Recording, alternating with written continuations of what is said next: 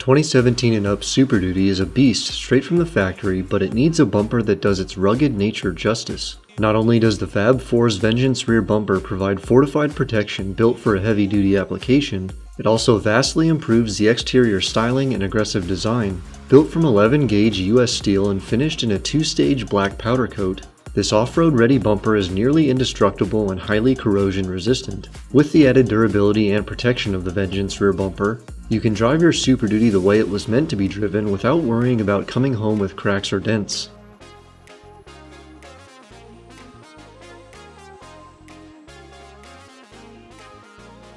Begin disassembly by removing the 2 bolts in the bottom of the bumper by the tow hitch.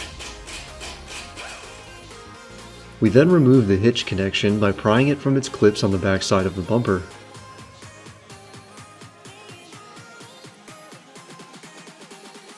Two bolts per side hold the bumper to the frame and can be removed next.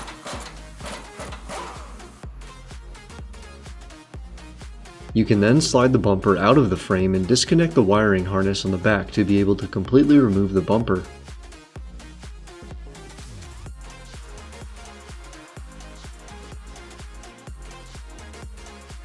With the bumper turned on its face, we remove the wire harness from the inside of the bumper by unplugging the license plate lights and backup sensors. The sensors can be removed by unclipping the sensor from the back of its shell while pushing on the front of the sensor.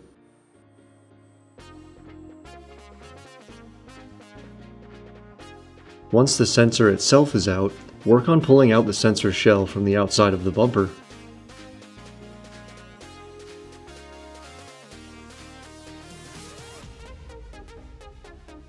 After the sensors are removed, work your way along the harness to remove it from its clips. Some can be pried off and others cut off.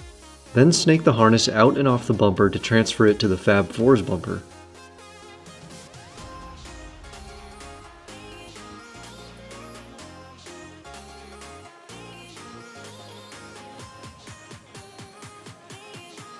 Take your key and unlock the spare tire door, then remove it out the front.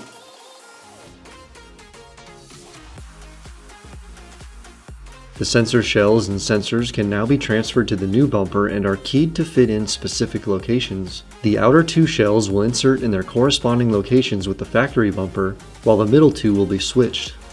Then place the sensors in through the back of the shell until you hear them clip in.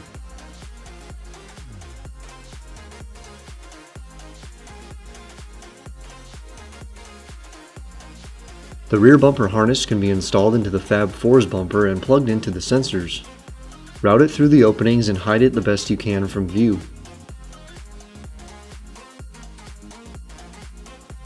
Replace the tow hitch connector into the bumper where it will click into place, as well as pushing in the license plate clips. Take the included epoxy and mix together the 2 solutions. You will use this on the back of the spare tire key plate on the back side of the bumper. You can line up the spacer to the hole on the bumper and adhere the spacer.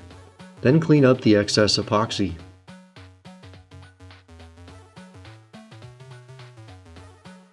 Now the license plate lights can be installed by screwing them into place.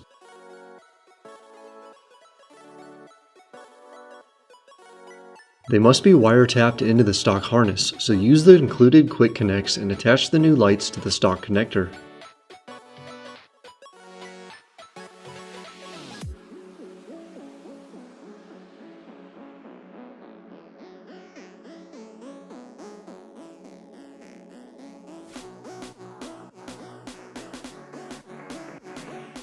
If your epoxy is finished drying, attach the spare tire key to the bumper. The 90-degree bracket attaching the stock bumper to the frame can be removed on each side since the Fab 4's bumper does not use this bracket.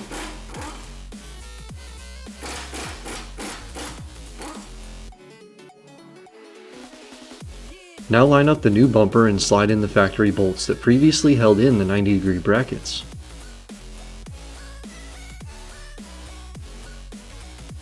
They can be loosely tightened for now, so we can reattach the main rear bumper harness and tow hitch connector.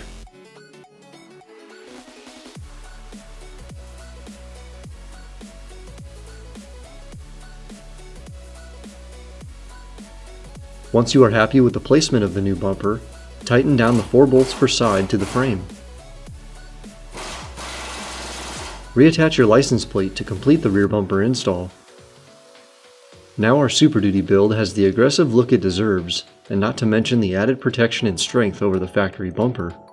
We even added a pair of backup lights to help us see on our late night adventures. You can check out all the details on this bumper by heading to stage3motorsports.com.